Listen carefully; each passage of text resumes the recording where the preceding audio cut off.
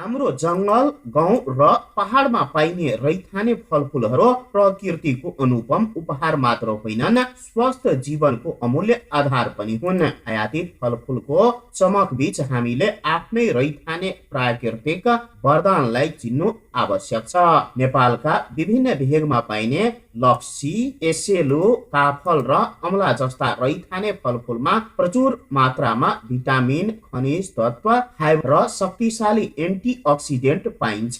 रासायनिक मल र विषादी बिना प्राकृतिक वातावरणमा फल्ने भएकाले यी फलहरू पूर्ण रूपमा सुरक्षित र बढी पोषणयुक्त हुन्छन्। यस्ता मौसमी र स्थानीय फलफुलको नियमित सेवनले शरीरको रोग प्रतिरोधात्मक क्षमता बढाउँछ र पाचन प्रणालीलाई चुस्त राख्छ।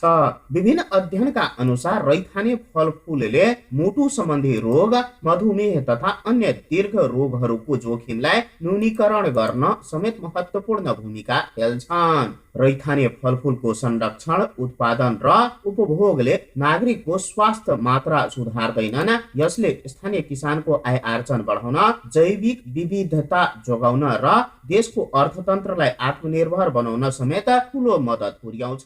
रैथाने फलफुलको प्रवर्धन, स्वस्थ नागरिक, समृद्ध नेपाल। विदेशी फलफुलको चमक त्यागौं, रैथाने खाउँ, स्वस्थ बनौं।